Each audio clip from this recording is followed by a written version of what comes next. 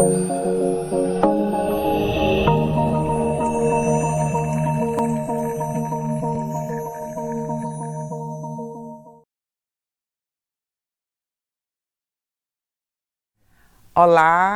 espero que estejam bem. Estamos aqui para a nossa quarta e última aula do componente curricular Ludicidade, de modo que estamos encerrando o nosso processo formativo neste componente e, portanto, encerrando a quarta trilha, cujos conteúdos já foram compartilhados com vocês, e hoje eu vou me centrar num texto específico que está posto para vocês lerem e que é um texto do professor Cipriano Lucchesi, que tem uma grande imersão na discussão sobre ludicidade, e o texto que vamos abordar é Ludicidade e a Formação do Educador. É muito importante nos centrarmos no conceito do professor Cipriano Lucchesi, porque ele nos dá as dicas que precisamos para abordar a ludicidade nas perspectivas que nós escolhemos, que tem a ver com perspectivas muito mais do campo sociológico do que do campo da psicologia, na medida em que estamos buscando compreender a ludicidade como um dispositivo humano, mas também como um aspecto da vida social. E isso eu falo para vocês muito no sentido, só repetindo, da gente deslocar a ludicidade de um único período da vida, que seria a infância, de deslocar a ludicidade de um lugar instrumental, que é do ponto de vista de práticas lúdicas, e essa é uma temática que toca o professor Cipriano Lucchesi na medida em que ele chama atenção para um fato que é o seguinte: ludicidade é compreendida como experiência interna de interesse e plenitude por parte do sujeito. Ou seja, ele dá todas as possibilidades para que assumamos a posição de identificar a ludicidade como um estado, né, de espírito, um estado emocional. É tanto que neste texto ele dá muita margem para discussões do campo da emoção. Ele cita Freud, ele cita outros teóricos que pautam a perspectiva emocional. E é muito relevante o pensamento dele, porque quando ele desassocia a ludicidade de um lugar que é o lugar prático, por assim dizer, que seriam técnicas lúdicas, ele dá margem exatamente a todo o esforço reflexivo que nós fizemos, que é, repito, associar a ludicidade ao sujeito histórico, independente da idade, é associar a ludicidade a uma dimensão interna, então a nossa própria memória, né, ativada a partir do ser que somos, da infância que tivemos, é verdade, mas do sujeito que continuamos a nos constituir como, e entender a ludicidade como um tempero na vida ordinária, como a quebra de protocolo em determinado momento, mas, sobretudo, uma experiência interna. Por que ele está chamando atenção para isso? Ele está chamando atenção para isso para que a gente não caia na absolutização de certos princípios e técnicas que se dizem lúdicas. E ele chama atenção para isso a partir de um exemplo muito simples, mas que é muito significativo do ponto de vista do que deixa na roda em termos de questionamento. Neste texto que está indicado na trilha, ele fala de uma experiência que ele fez em sala de aula. Ele tem uma imersão grande na formação de novos educadores, ele está muito vinculado a programas de pós-graduação voltados ao campo da educação, e ele, portanto, fez uma experiência em sala que é a famosa cobra cega, cabra cega, enfim. Ele faz uma brincadeira, que é a brincadeira da cabra cega, ou cobra cega, porque na verdade tem uma, né, eu já ouvi essa brincadeira sendo chamada das duas formas. Não vou aqui fazer o descritivo da brincadeira, porque é uma brincadeira extremamente conhecida por todo mundo, mas o que chama a atenção no exercício que ele faz em sala de aula é o comportamento de uma das estudantes que não tem interesse em participar da atividade, mesmo adulta, mesmo disposta a um processo formativo que vai ajudá-la na atuação como educadora. E, portanto, isso chama a atenção para ele, e ele indaga essa pessoa, e essa pessoa fala: olha, esse tipo de brincadeira, essa brincadeira específica me leva para um lugar emocional que não me atende, que eu não tenho interesse em ir. Ela não fala com essas palavras, mas ela deixa dito exatamente isso. E aí, esse é a deixa, né? Essa é a deixa para deslocar a perspectiva de práticas lúdicas de um contorno absolutizado, que é toda brincadeira é boa para todo mundo ri das mesmas piadas, Não, isso não é verdade. Então, ele associa muito ludicidade à subjetividade, ludicidade ao universo, né, de interesse de cada indivíduo. E com essa deixa, repito, ele reforça o lugar teórico e o lugar reflexivo no qual nós decidimos transitar para discutir ludicidade, de modo, inclusive, que a última atividade de vocês tem a ver com acessar um sujeito que vocês compreendem como sujeito detentor de uma experiência lúdica forte. É o puxador da quadrilha, é o pessoal da chegança, enfim, toda essa experiência que a gente já pautou em sala de aula, de modo que a gente fez uma conexão entre ludicidade e cultura popular, compreendendo a cultura popular como grande ativadora da dimensão lúdica da vida e, portanto, da disposição do sujeito para exercitar a ludicidade, sendo este sujeito o sujeito brincante, que é a nossa referência maior no nosso componente. E, sem dúvida, uma das referências maiores no Brasil é Antônio Nóbrega, cujo filme vocês assistiram e também acompanharam a entrevista feita por ele. A formação do educador deve ser uma formação comprometida com a ludicidade, aqueles que se dispõem a isso. Então, dentro desse caminho da gente tirar do lugar de absoluta a ludicidade, é preciso identificar que talvez tenham educadores e educadoras que não estejam à disposição de um compromisso lúdico em sala de aula. Isso é importante ser assumido por cada pessoa. A gente discutiu isso, né, em uma aula síncrona, a partir de uma pergunta sobre como é ser um sujeito lúdico, e a gente deslocou a ludicidade para o ambiente da escola. Então, a escola, enquanto espaço coletivo, deve sim se preocupar para ativar a dimensão lúdica desse espaço, mas a ludicidade não estaria centrada num único sujeito, num único professor, num conjunto de professores. Então, tem 1000 estratégias que podem ser usadas para que essa atmosfera lúdica, de alguma maneira, seja resguardada. Então, ainda que um professor ou professora tenha um compromisso com a ludicidade, mas essa pessoa em si não tem a manha para fazer esse processo acontecer, pode convidar pessoas para isso, pode envolver estudantes que tenham mais disposição para isso. Então, tem alguns caminhos possíveis nessa direção. E aí, ele também afirma neste texto examinado nesta trilha que ludicidade é, bem ou mal, um termo que não vem sendo... não é um termo de um significado muito antigo, por assim dizer. De modo que é um termo que vem sofrendo alterações de significado, tanto em conotação, do ponto de vista do significado, quanto em termos de extensão. O que significa isso em termos de extensão? É ver qual é o conjunto de experiências que podem ser abrangidas pelo conceito de ludicidade. E é aí que mora talvez uma delicadeza, talvez seja aí que mora uma delicadeza. Por quê? Porque se existem brincadeiras que podem não agradar as pessoas, a gente tem que ter cuidado com essa extensão, né, de colocar tudo no lugar do lúdico.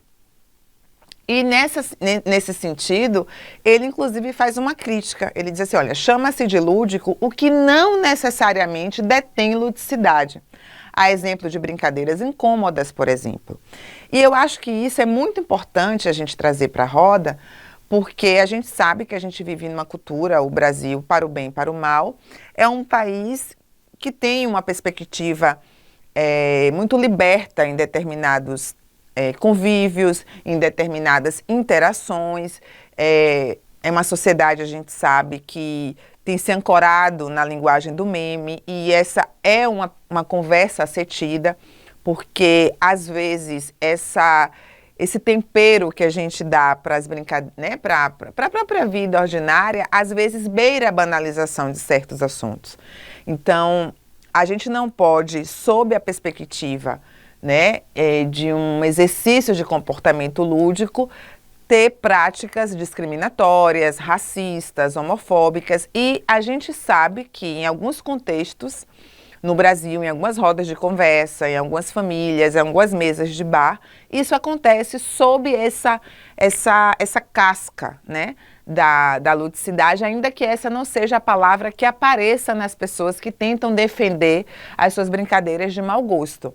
Então, é muito delicado a gente pensar no significado de ludicidade, colocando tudo dentro desse conceito, tudo que causa riso, tudo que causa um certo espírito de relaxamento, porque por vezes podemos estar fazendo distorções e podemos levar para esse termo práticas que realmente não têm absolutamente nada de ludicidade, porque a ludicidade tem a ver com a experiência interna e tem a ver com a plenitude do sujeito. O educador, nós sabemos, é um orientador, mas também um acompanhante do aprendiz. Por isso, não basta estudar em livros o que ocorre com o outro. O educador, a educadora, necessita aprender experimentando, a fim de que possa, a partir da experiência pessoal, compreender o outro quando com ele estiver trabalhando. Como vocês sabem, esse texto está muito centrado no papel do educador, da educadora. E uma afirmativa que o professor Lucchesi faz está muito neste lugar do educador e da educadora se deixar ser atravessado e atravessada por uma experiência que é a experiência que vai permiti-lo e permiti-la estar de modo mais abrangente numa sala. Desse modo, então, ele está bastante interessado em ver como os educadores vão vivenciar exatamente aquilo que se dispõem a estudar, aquilo que se dispõem a ler. Então, nesse sentido, educadores e educadoras com disposição de se conectarem com a dimensão lúdica devem experimentar antes no próprio corpo aquilo que estão interessados em promover em sala de aula. Uma roda de dança circular, enfim, tantas outras coisas que são possibilitadas nesse pacote. Então, de fato, por si, uma atividade não é lúdica nem não lúdica, ou seja, mais uma vez, podemos afirmar que o interesse do professor Cipriano Lucchesi, quando põe em contato a ludicidade com um estado, né, do indivíduo e com uma experiência interna, ele está dando margem a gente sair de um lugar de absolutização da ludicidade, no sentido de entender a ludicidade apenas como um adjetivo, né, sei lá, esta brincadeira é lúdica e, portanto, toda brincadeira vai fazer bem para todo mundo. Não, ele sai desse lugar e ele diz, olha, nada é antecipadamente lúdico ou não lúdico, depende muito do processo individual de cada um, do que a memória de cada pessoa guarda, da própria construção intersubjetiva que se desenvolve em sala de aula. Pode ser ou não uma atividade lúdica, a depender do estado de ânimo de quem está participando, assim como da circunstância em que participa da atividade. Então, para quem tem uma disposição de práticas que se conectem com a ludicidade, é preciso uma delicadeza muito grande na organização de atividades que evoquem, por algum motivo, a ludicidade, porque tem que estar, repito, em contato com essa intersubjetividade, com o conteúdo de cada pessoa. Claro que não é fácil isso não se revela no primeiro momento, mas algumas pistas aparecem. E, para além disso, uma circunstância também deve ser, né? Em qual circunstância a atividade está sendo feita, com qual movimento isso está sendo ativado. E é muito importante que quem se disponha a essa construção lúdica de uma atividade, de uma experiência, de um encontro, tenha mecanismos de apoio e amparo para aquelas situações em que as coisas escapam um pouco àquilo que estava antecipadamente pautado. Ou seja, se a gente compreende que a ludicidade é uma experiência que conecta a pessoa com a sua própria inteireza, com o seu estado de plenitude, portanto é uma dimensão interna, de modo que não se está categorizado e fixado, né, o que é lúdico e o que não é lúdico, porque a gente precisa relativizar tudo isso. É óbvio que alguma experiência pode desencadear numa turma processos muito diferentes daqueles que talvez o educador e a educadora tinham em mente quando pautaram determinada dinâmica. Então, essa pessoa, ela precisa ter algum preparo emocional ou algum, enfim, intelectual, para acolher e amparar alguma coisa que toque essa pessoa num lugar de dor, ou num lugar de mal-estar, ou num lugar de rejeição, enfim. A gente sabe que a sala de aula é uma experiência muito aberta e a gente não controla, né, o que vai ativar no outro a partir daquilo que a gente leva, daquilo que a gente propõe, enfim. Então, essas delicadezas, elas precisam estar o tempo inteiro sob o olhar de quem está liderando um processo educativo, que é inclusive uma fala que aparece no texto do professor Cipriano, o educador como um orientador, como a educadora como uma orientadora, mas como uma liderança no processo de aprendizagem. Nossos estados emocionais e as circunstâncias em que vivenciamos uma determinada experiência possibilitam a sua qualificação como positiva ou negativa. Esta é uma afirmativa tirada integralmente do texto do professor Cipriano Lucchesi, que dá conta daquilo que eu falei no começo, do quanto o professor, neste texto, se conecta com a dimensão emocional de um processo formativo, com a condição emocional de cada sujeito que é parte do processo formativo. E aí ele chama de novo a atenção para isso que a gente falou aqui já, que é o seguinte: dessa forma, não existem atividades que por si sejam lúdicas, ou seja, que antecipadamente sejam lúdicas. Existem atividades e ponto. É isso que ele diz. E elas serão qualificadas como lúdicas ou como não lúdicas a depender do sujeito que as vivencia e da circunstância onde isso ocorre.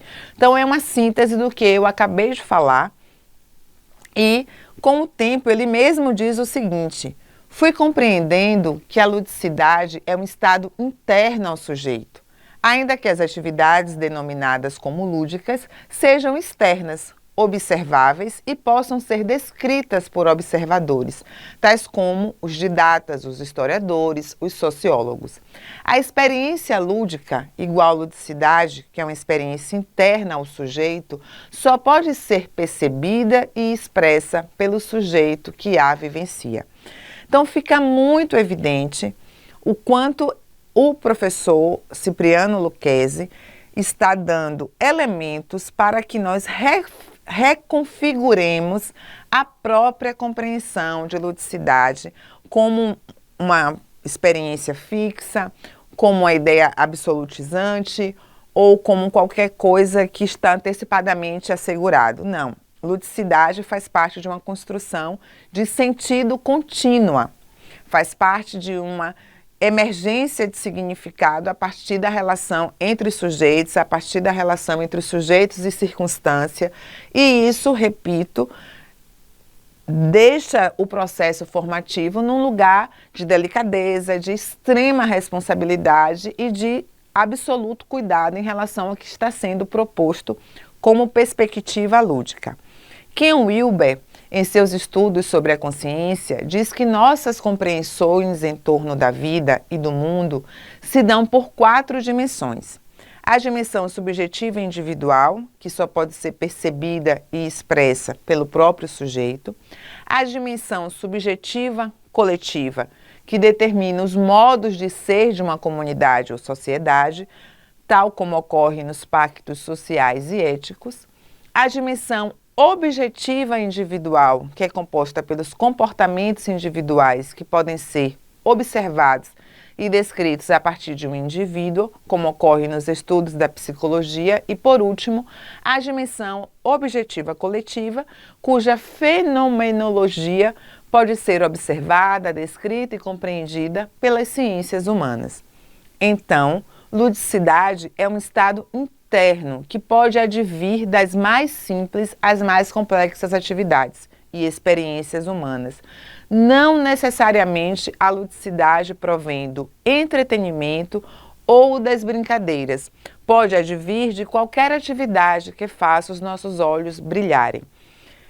Então, percebam o quanto é mesmo uma dimensão, uma experiência, uma perspectiva que tem uma relação muito íntima com a subjetividade de cada pessoa, com o ambiente emocional interno de cada pessoa. cuidemos, portanto, do nosso estado lúdico, sem que descuidemos de que o outro também possa viver seu estado lúdico. Então, essa é uma chave importantíssima, que é muito ligada, já falei aqui no início desta aula, ao nosso próprio processo de observação do que é ludicidade, que é o estado lúdico. O estado lúdico do sujeito, que aí, como estamos numa pauta muito no campo da sociologia e da antropologia, nós fizemos algumas especulações, algumas análises, né? Algumas imputações de sentido, algumas perguntas que foram na direção de admitir que algumas sociedades, elas talvez sejam mais condescendentes com o espírito lúdico, condescendentes no sentido porque elas admitem isso sem nenhum drama, sem nenhum freio, ou com menos freios. Então a gente pode, sem sombra de dúvidas, admitir que existem sociedades mais rígidas do que outras, e essas sociedades mais rígidas, seguramente elas têm uma tendência a suprimirem o estado lúdico com muito mais ênfase do que sociedades mais brincantes, sociedades mais dispostas às trocas simbólicas e brincantes entre sujeitos. Então, se a gente lança um olhar para o Brasil, sem dúvida, a atmosfera brincante que perpassa o Nordeste, ela é extremamente mais forte, mais evidente do que a atmosfera que circunda os estados do sul do país, por exemplo. Nós não vamos aprofundar essa comparação, essa discussão, até porque os mecanismos de comparação são sempre muito perigosos e, para que se afirmem de uma forma mais categórica, exigem uma pesquisa mais minuciosa e mais detalhada, mas num olhar primeiro, isso é muito evidente. Vide o próprio Carnaval de Olinda, a própria força das fantasias no estado de Pernambuco, vide o próprio São João. Então, nós temos muitos mecanismos resguardados dentro da nossa perspectiva social que dão conta dessa dimensão de ludicidade. Então, a atenção e o olhar para o estado lúdico em pauta entre nós, nos levou para essas discussões que me parecem muito válidas. Por quê? Porque nós estamos vivendo uma sociedade, seja qualquer sociedade, pautados por valores. Então, uma sociedade na qual a ludicidade é um valor, é óbvio que os sujeitos participantes dessa sociedade tem muito mais disposição para isso, porque a ludicidade não está interditada. A ludicidade não é um desvalor. Então, portanto, eu entro em contato com a ludicidade porque este é um valor e, em sendo um valor, é importante, é relevante e me coloca positivamente no espaço público. Mas se a gente participa de uma sociedade em que a dimensão lúdica não é admitida, porque, sobretudo, é uma sociedade muito pautada pela pressa, muito pautada pela produtividade, né, monetária. Então, tudo aquilo que sai desse script tende a ser um desvalor. Essa é uma pesquisa muito mais profunda, repito, eu só estou falando aqui num lugar de provocação, no sentido de criar uma camada instigante, contornando essa perspectiva de ludicidade nessa forma que estamos pensando. O passado gera nossa anatomia emocional e é com ela que vivemos e convivemos. Então, mais uma vez, o professor Cipriano vale-se da emoção como uma dimensão importantíssima para o debate sobre ludicidade. Sob a ótica profissional em geral, necessitará, portanto, cuidar-se de si, a fim de que não esteja permanentemente atravessando os limites emocionais adequados à sua profissão e ao seu lugar de adulto na relação pedagógica. Então, aqui é uma pista, né, uma estratégia de cuidado e que se conecta com aquilo que eu falei anteriormente. A ludicidade se constituindo numa dimensão de intersubjetividade e, portanto, não sendo um dado antecipadamente, as delicadezas estão em evidência e, portanto, cuidados consigo e com outros são indispensáveis. Não há como formar novos e saudáveis educadores, novas e saudáveis educadoras, sem que seus educadores formadores, educadoras formadoras, sejam saudáveis, senhoras e senhores de si e, portanto, os adultos na relação pedagógica. Então, percebam que, de fato, o texto cumpre o seu objetivo, que é pautar a ludicidade em conexão com a formação do educador, a formação da educadora. É este lugar que vocês estão, no sentido tanto atual, porque aqui sabemos tem pessoas que atuam diretamente com processos formativos, seja em escolas, seja em escola de dança, seja em prefeituras, promovendo políticas públicas. E é um texto que me parece indispensável para a caminhada de vocês. Então, para vocês que já estão com a mão na massa, mas vocês que estão se formando para atuarem no campo da educação. E como pessoas que estão em contato com as vidas do interior do país, essa dimensão que eu venho chamando, e outras pessoas também de Brasil Profundo, me parece um lugar muito promissor para as experiências lúdicas, porque somos cidades, espaços territoriais que de alguma maneira preserva circunstâncias que são favoráveis à perspectiva lúdica. A experiência do São João, as próprias festas, como a Festa da Ajuda em Cachoeiro, o Bando Anunciador em Feira de Santana, as ruas que são ruas que ainda preservam algumas brincadeiras como o futebol de rua e a roda, um pouco a cantiga de roda. E eu lembro que uma das provocações feitas para vocês no início do nosso processo formativo é que vocês se voltassem para as ruas, os quintais e as praças. Tanto reexaminando o que vocês guardaram das ruas, praças e quintais que compuseram a infância de vocês, então esta dimensão da memória, e ao mesmo tempo esta dimensão que está fora, que são as ruas, as praças e os quintais hoje, nos espaços nos quais vocês transitam, nas cidades nas quais vocês habitam.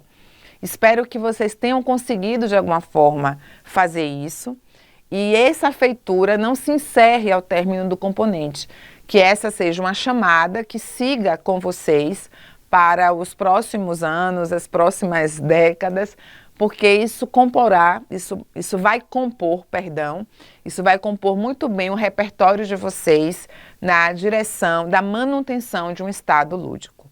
Agradeço imensamente a nossa jornada e fico à disposição para dúvidas, perguntas e tudo mais que vocês quiserem na perspectiva formativa. Obrigada.